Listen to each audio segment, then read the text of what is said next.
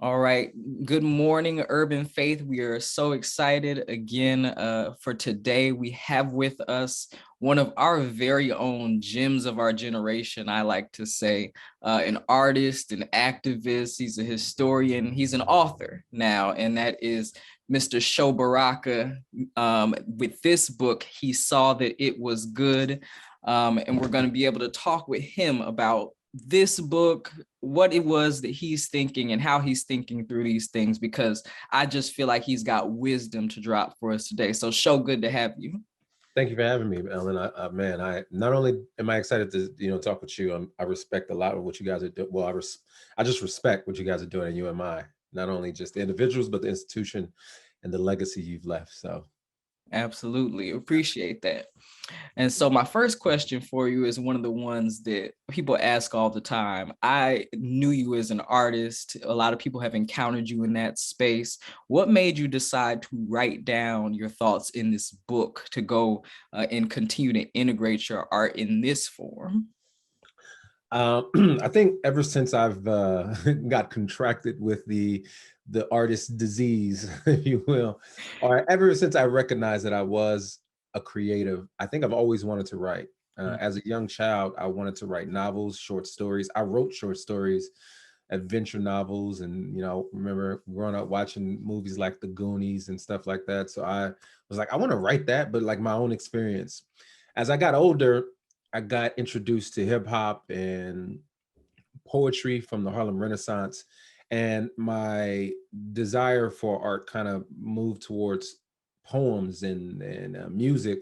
And then once I got to high school, the peer pressure of becoming a rapper became more, indelible, and so Mm.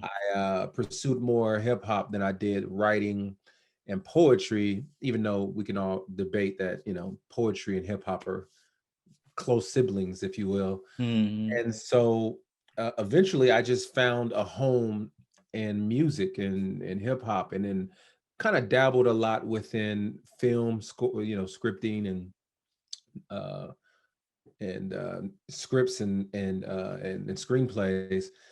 But I got to a place where I felt like there were some things that music couldn't really quite communicate.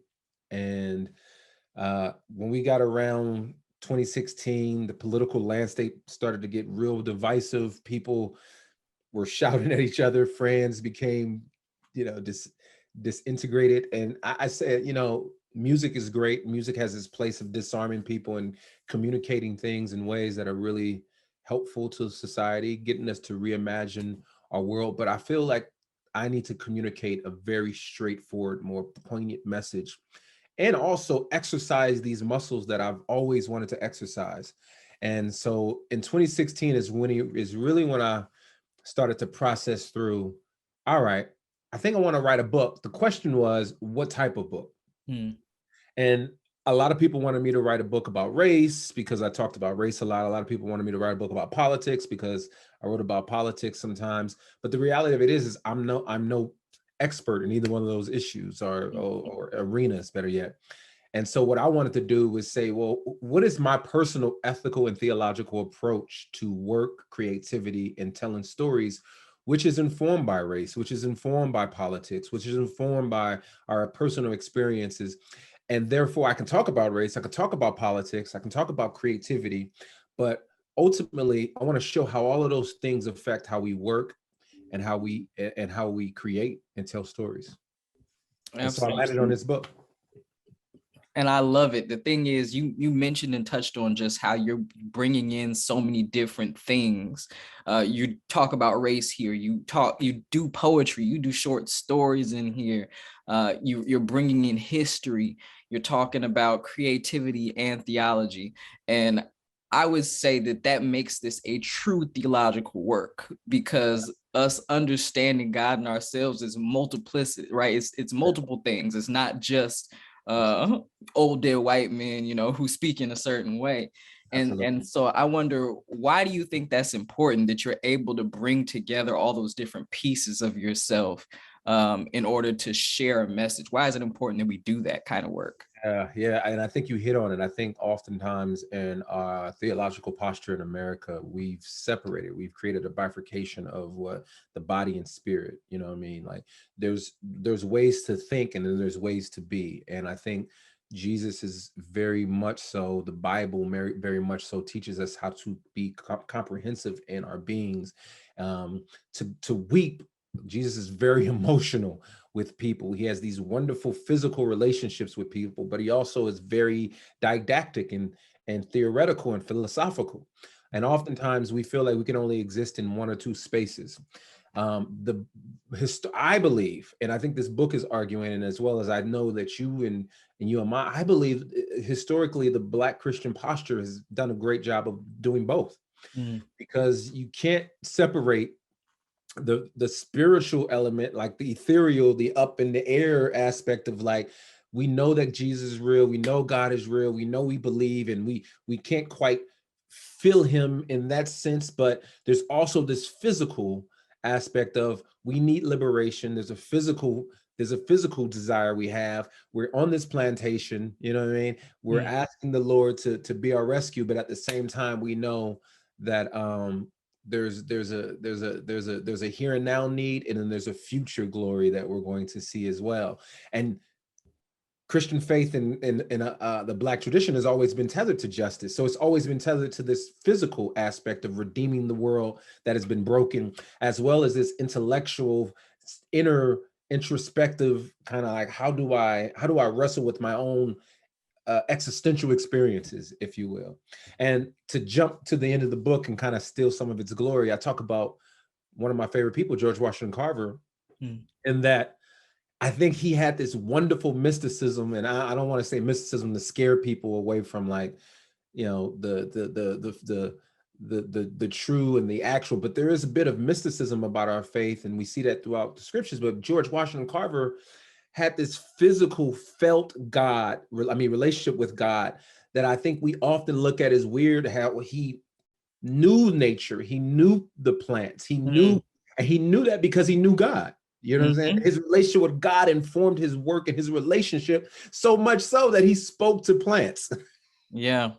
And people would say that's crazy. And so for me, what I say is, like, there's this aspect of us coming into this full comprehensive understanding of what the gospel is. It's not just this intellectual understanding, it's the physical being. It's how do we get connected with our bodies, and in the sense of that, how that impacts our communities and the things we make and create.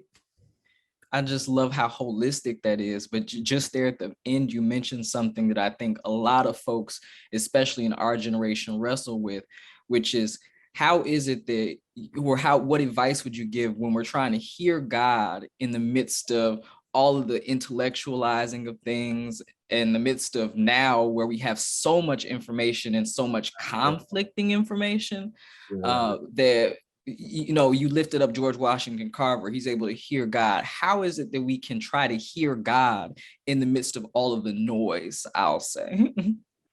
Oftentimes what you see in the scriptures is retreat and respite. And our culture doesn't reward that right now. Because we have to be constantly present. Because social media, if you remove yourself, then then the algorithms are like, well, you're not important anymore. And in a sense, that algorithm is something that went from social media to our own personal social lives, even outside of being constantly on the Twitters and the Instagrams and the Facebooks. The reality is like, well, what am I missing? How do I make myself present? And the reality is we see Moses retreat, we see Daniel retreat, we see Esther, we see Jesus retreat. And these are people, God creates the world and rest. You know, and why do they rest? Not God, but why the rest of them rest? Because they're trying to commune and refuel and get a word from God, and find and basically heal themselves, self-care. You know what I mean? And when you spend yourself working, you are giving up yourself. That's what art is. Art is giving up yourself. You're constantly making music, you're painting, you're on the stage. At some point, you got to say, you know what? I gotta get to know myself. And sometimes that retreat is going to the Garden of Gethsemane and praying to God. Sometimes that retreat is going to the corner of the castle and praying to the Lord. The scriptures give us, sometimes that retreat is leaving the palace. Mm-hmm. Sometimes you just got to figure out, how do I get sanity about myself? And George Washington Carver saw it in Speaking to Plants. I love that. I mean, just that holistic, integrated way of being. And I think that's the next question that I have. How is it that we can approach being these integrated people who don't separate our faith and our vocation, who don't separate out rest?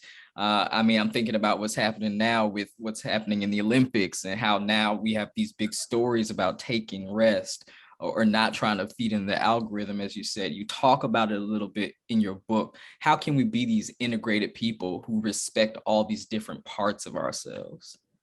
Yeah, that's the beautiful thing. And I think there's a bit of a, so there's this interesting nuance of us recognizing that we have these aspects of who we are, our identities that we want to propagate for people. But the reality of it is that we're more than just that one thing. Like, I'm more than just a Black man. You know what I'm saying? I am more than just a hip hop artist. I'm more than just an American. And oftentimes what happened is we built these monoliths of this is just who you are, and all the aspects of that Black man, that means this, if you will.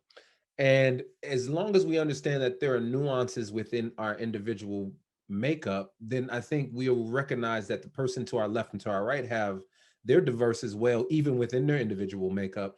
And I think that gives us more sensitivity, hopefully more patience, more civility, and how we interact with people that may be different, people who operate in some of the silos we have, and we just don't assume things about them.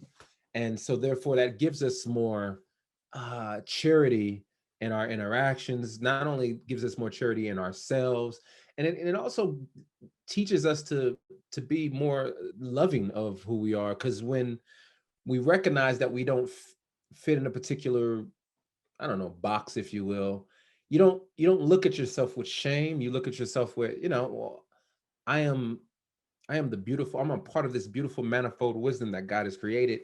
And if I don't fit this particular construct, then granted, it may not bode well socially, but spiritually, God made me beautiful. And as long as I'm always attempting to redeem those aspects of my life to the Lord, I don't have to be pleasing to the cultural eye. I'm not even sure if this is answering your question. No, it is.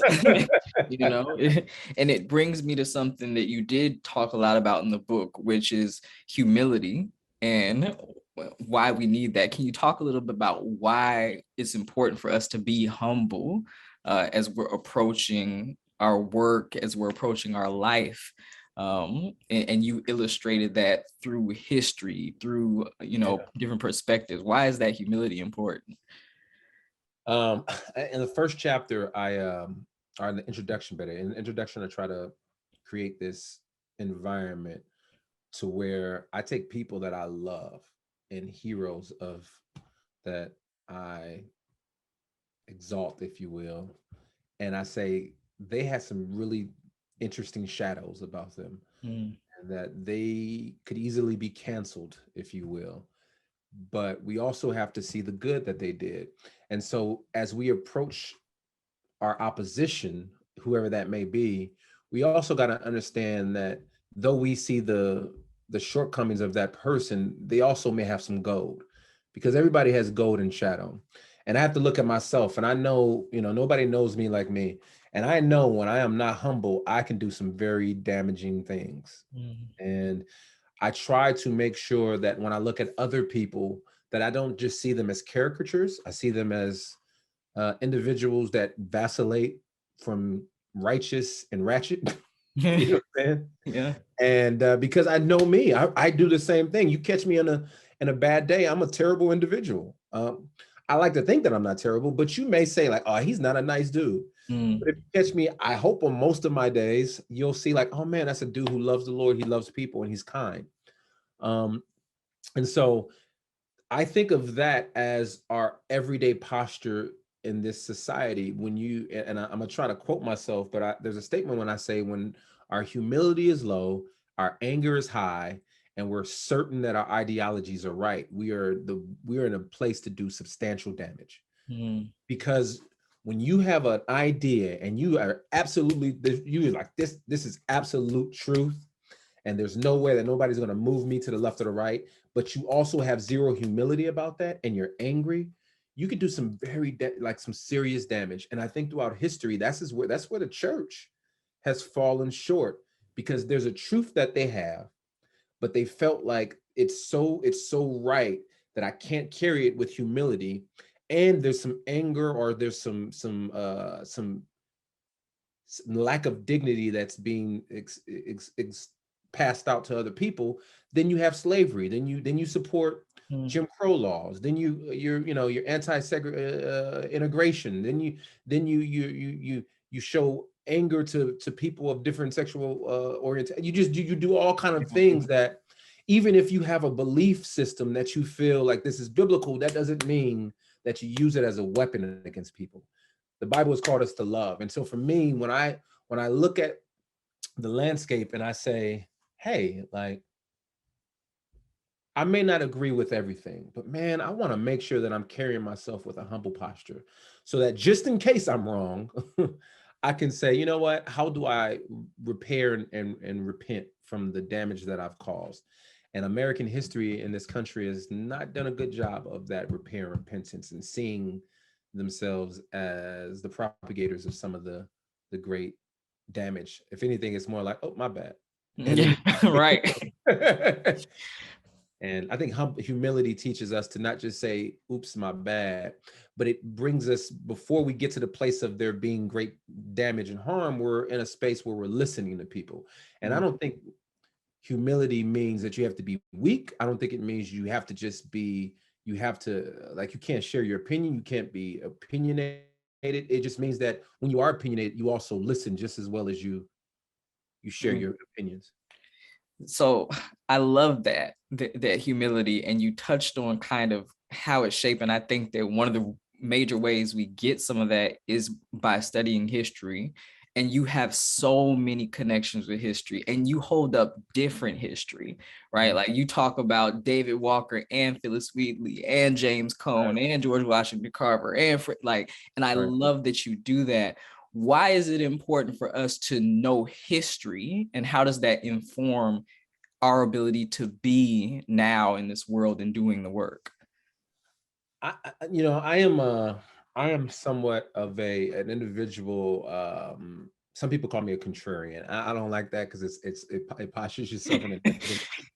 But I am the type of person who feels like, when I read someone, um, for instance, if I'm going to read a David Walker, as you say, and I hear the the the vitriol in his voice towards slavery, Mm, I'm like, man, I want to make sure, well, what's wrong with Phyllis Wheatley? Why didn't she have that same anger? Like, so let me read her, you know what I mean? And mm, I want to be able to get a balance, or I want to be able to exist in the tension of people, because people are interesting, complex characters. So for instance, last year during the riots, during the police uh protests mhm, and some of the riots and whatnot, I was like, I made some statements, and I had a conservative friend who approached me, and he was like, hey man, like, I think you should consider this, read this book. And so at that point, I was reading a lot. So I'll just say I read a book called End of Policing, right?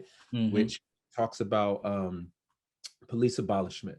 And he was like, well, how about reading this opposing book, just to kind of, like, balance your perspective. And when I read it, it helped me. It genuinely gave me a perspective and a paradigm that was like, okay, maybe I don't fully agree with the more conservative view, but at least I understand better now why people hold this particular posture.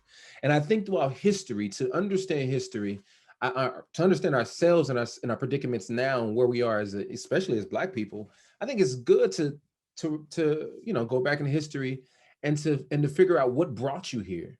Because the reality of it is we all are bringing some sort of history. We're bringing our past with us, our ancestors.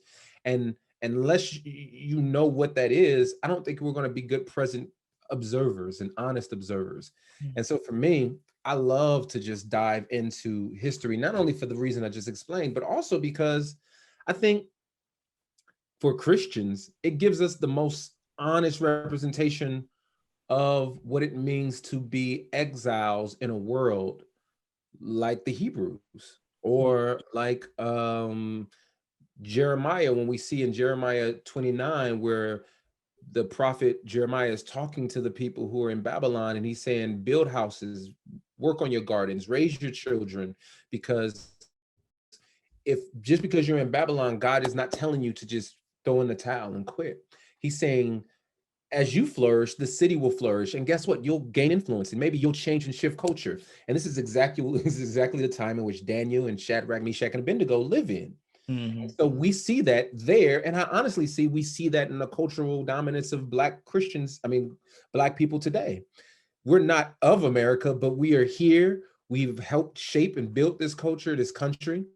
And for us to not take ownership of this country, I think is a disservice to the legacy that has brought it here, because there's still a lot of work to do. And we shouldn't give up on this land and this country, because God has placed us in this palace for a purpose. Yeah. That's to make change. And so I think to look and reflect on the history of great Black Christians, or just great Black history, is an asset for us today. Yeah. So you gave us a little bit of it there at the end. And one of the things that a lot of folks, the more that you know, the more that we see what's going on or know our history, it can cause us to despair instead of to hope, and Yeah. instead of to create. How is it that you can continue in hope or share hope? Because I really feel like that's one of our calls as believers, as followers of Jesus, to bring hope to a culture that doesn't have it in other places right now. How can we do that kind of work?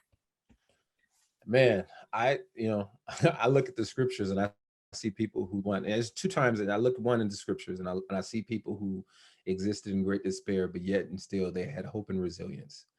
And I look at early American history, and I look at the similar people who had great obstacles and despaired before them, but yet and still they had resilience and hope.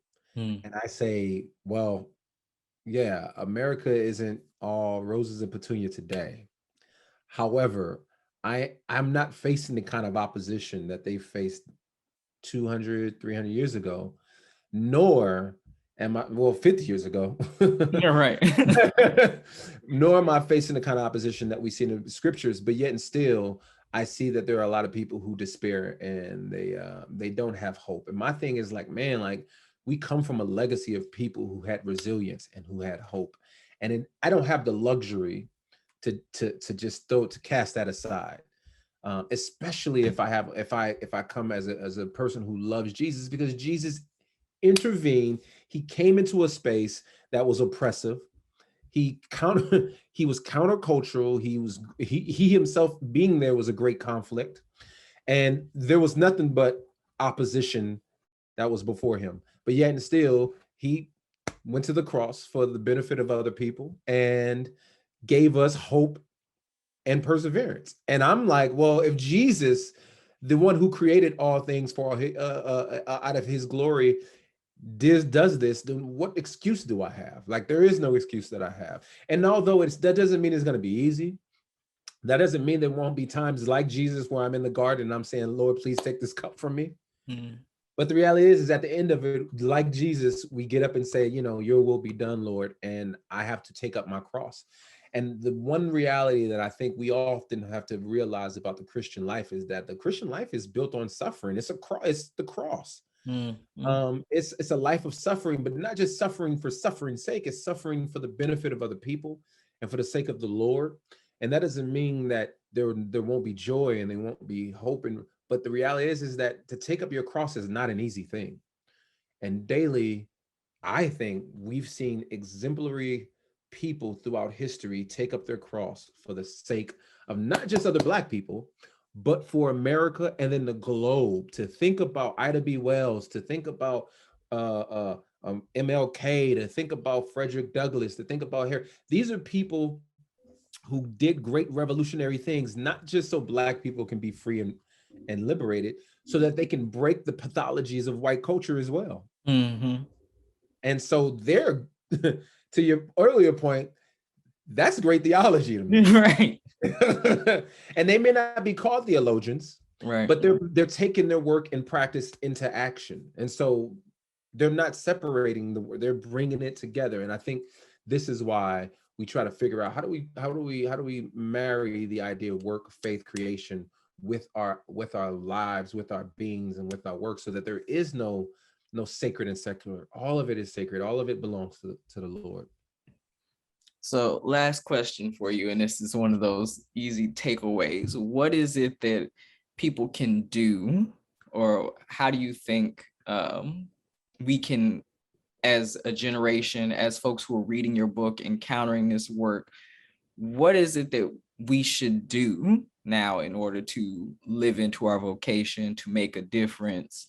How can we figure it out? How can we approach finding our next, I guess is a better way to say it. Yeah, that's a good one. Of the things that and this is, this is not gospel, but this is just my own personal observation. I think when we think about the word calling, I think oftentimes we just think about, what am I good at? What's my skills? And let me go pursue that. Mm-hmm. And that can be very romantic and poetic, but I often think that also has its problems. I think the way we should view calling is, where is their need? And where has God led me to fulfill this particular need? Because we see that throughout scripture. We see Moses being called to a problem, and Moses is like, well, I don't know if you got the right guy. And Jesus is like, no, I mean, God is like, no, I got the right person. I just need you to go do it. But the reality is Moses does have the skill sets. He was born he was raised in the palace. You know what I'm saying? He knows the laws, he knows the culture. And so to send Moses back is of the most wise actions you can do. And so Moses is concerned. He's like, but this is not what I want to do. Oftentimes we got to get past what we want to do in order to really see great change in our society. I hope that we start seeing vocation apart from something we just do, but it's a part of actually creating and cultivating society. So oftentimes we'll think of artists and creatives as people who actually create culture. But the reality is every vocation participates in the building up of a culture, of a society. And the more we wake up every day seeing that we have this canvas and we can paint this beautiful image of God with our work, then the more intentional we'll be about the work we choose, how we work every day, and how we, view other people's work. And so don't just work at a place just to get a check. But if that is you, if you are in the place of your life where you have to work just to provide, a lot of us are in that situation, then figure out, how do you do that for the glory of God? You know what I mean? Because I know some people don't have the luxury of picking a path and picking a career. Some people just have to pay bills. But understand even in that's important. That's God glorifying. Like your work doesn't have to be tied to some sort of social good in order to be transformative. And so if you're working at a drive-through, well, the way that you come to work and the environment you try to create, the way you interact with the customers, creates culture. It creates an environment. And so I'm Chick-fil-A. The one thing you're gonna know about Chick-fil-A is when you go into Chick-fil-A, people are gonna be they're gonna be smiling, they're gonna say, my pleasure. You're gonna get a wonderful experience. I don't know if that person can have they can have the worst day ever, they can be mad, but they're gonna at least fake it. They've created a culture and an environment. And I think a lot of Chick-fil-A's business is because of that. Because of what you can expect from the environment. Imagine if we all had that posture with our work. I'm going to work, even if I don't like the job, to create an environment of my pleasure. And that's kind of like the way we should view our vocation. So those are a few things I think that we can do. Absolutely. Well, I won't take any more of your time. I thank you so much for this, Urban Faith audience. Thank you so much again. Check out He Saw That It Was Good. This is Sho Baraka's book. It is out everywhere. It is linked in this article. Thank you again for coming on, Sho, and sharing with us. Thank you for having me, Alan, man. I appreciate it, and God bless you guys at UMI. Absolutely.